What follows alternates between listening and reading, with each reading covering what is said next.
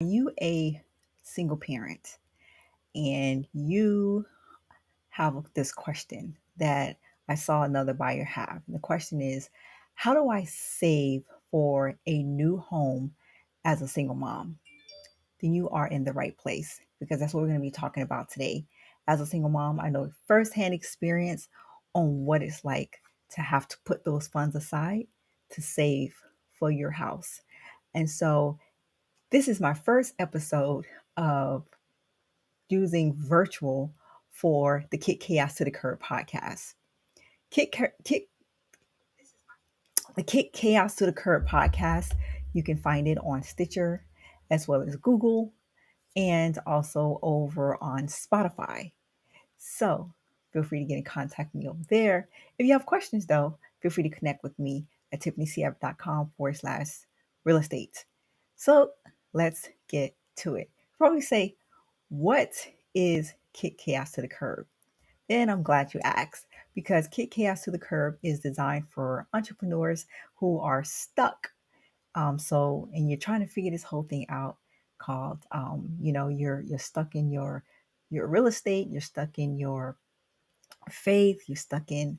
And so this is a life coaching personal development podcast that's geared for entrepreneurs to help you get unstuck and set free. So I want to welcome each and every single one of you here to Kick Chaos to the Curb. I am your host, Tiffany C Everett. And so one of the things that I would say when I decided that I was going to go and get me a house or purchase a house or buy a house, I basically got just sick and tired of being sick and tired of renting. I was like, you know what? I'm tired of renting and I am ready to find me property that I can be able to utilize at some point that can actually help me as I'm taking care of it. It can then take care of me and also something that I can pass down to my child. So, what I started to do as soon as I had the thought was I decided, you know what? It's time to go in save mode. And so I started saving my money. That's right. I was saving my money and I tried not to spend unnecessary funds. Notice I said tried, but the main goal was that if you have a goal in place and you got to live every moment of the waking day to try to do your best when it comes to getting prepared for that goal. So the overall goal was to have my house. So that meant that I had to cut back on some costs. Rather, that meant, you know, not doing extra hair things for hair or buying extra clothes and spending extra money on big ticket items. Definitely don't want to do that. You don't want to buy a car in the middle of trying to buy a house. I mean, if you're going to do that, buy it a couple of years before and then do it, or just wait until after you have your house, right?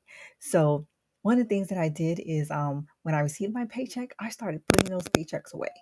Anything extra that I received, I started putting those things away. Of course, I got a child support check. If I got that, I used that for my child. But then the rest of those funds, I started putting those funds away because it was so important to me to have enough money because I was really didn't know what to expect because I was really new to real estate, didn't know a whole lot about really what to do at that time. But I did know that's the one thing my mom did teach us was how to save your money. So I knew how to do that. So I paid my bills on time, my car payments, paid it on time, my rent, make sure I paid that on time. I paid my water bill. Well, we didn't have a water bill. My light bill on time. I try to make sure everything was paid in time. And occasionally I would get those medical bills, and you have the um, bill for a college bill. I didn't still working on that at this point, but I did take care of those immediate bills and tried to make sure.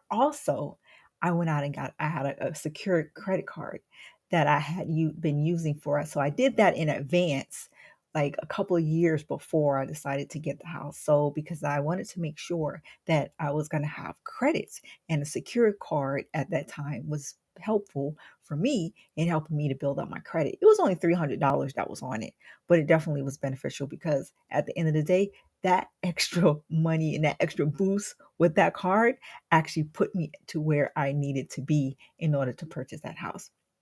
So number one, I put some money away. I started putting my funds away, and I made sure I paid my payments on time. And then I got that secured credit card, right? And the next thing I did is I started to order my credit reports. Closer and closer I got to it, I ordered my credit reports because I'm like, if I don't know what's on it, then how do I dispute? How do I fix it? How do I get it removed? It's really hard to get to do those things if you're blinded. I mean, like, how do you know what's even on it, right? So that was one of the things I do. And did you know that you can get your credit report every year for free? All you have to do is just go online and order them. Credit union, credit union, Equifax, what is X how did I just all of a sudden just forget the main three ones, right? Experian, yeah. You want to order order your papers so that you will know what you owe and what is on there, right? Do you owe medical bills? Do you owe a bill that maybe you didn't even know that you owe? Maybe something that you already paid off and it's still showing up on there. Who recently ran your credit report, right? These are things that you want to know. You want to take your credit report seriously. Don't treat it as though it's just something that I have sitting around here every now and then. No, you want to make sure that your credit report is something, it's basically telling the lender how they can trust you with paying back your mortgage once you get your mortgage. So this is what they're going to use to be able to determine, you know, your interest rate and all of that. So it's very important to take care of that credit report. So don't get sidetracked. Get those things taken care of. Order your reports, know exactly what you owe, how much you owe, and then try to work some things out. Or I know some people get some people to help them with their credit reports and things of that nature, different companies. I didn't do that, so I can't offer that suggestion to you. I basically ran my own and then I took it from there and decided to work on getting that cleared up, right? So eventually I did connect with the real estate agent because this take I didn't know. My grandmother was a real estate agent, as well, but she wasn't practicing selling. She wasn't selling at the time. She was more investing by this time. So I did have an agent where we went and saw, oh my God, so many properties. I think I must have saw over 15, 16 properties. I mean, and then that's not even including the ones that I had seen online. I mean, I saw so many properties before I finally found the one that I like, which was a brand new house.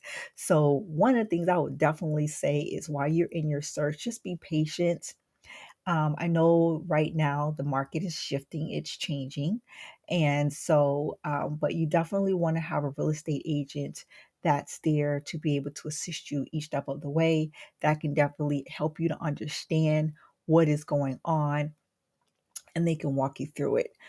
So I definitely would advise to get a real estate agent to help you with purchasing your first home or investment property for that matter. Because if you're going to do that as well, I would highly recommend to buy an investment property where you may want to rent one side out and then you live in the other side for a single parent. That is make that definitely would be able to help you in your situation. So if it was in your means to be able to do that, I would highly recommend to do that as well. But I hope these tips have definitely been valuable to you in your search for looking for what it is that you're gonna want. I don't know if you were looking for a investment property or if you're looking for uh, going to be a first time home buyer and you're looking to maybe get a single family home. But whatever the case may be, Definitely do your research, definitely get your real estate agent, and you will eventually have to have a lender. And the lender is the person that's going to be there to help you to get your funding. And you can try different ones as well. You don't have to settle on one lender. You can definitely want to, whoever can help you to get the best interest rate, I would say. However, that's going to be the one thing. Those are the couple of things that I would definitely say to work on. So this is Tiffany C Everett.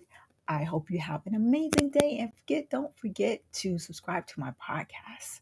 There's going to be some more juicy coming out. I'm excited that I just found out that you can now do these live.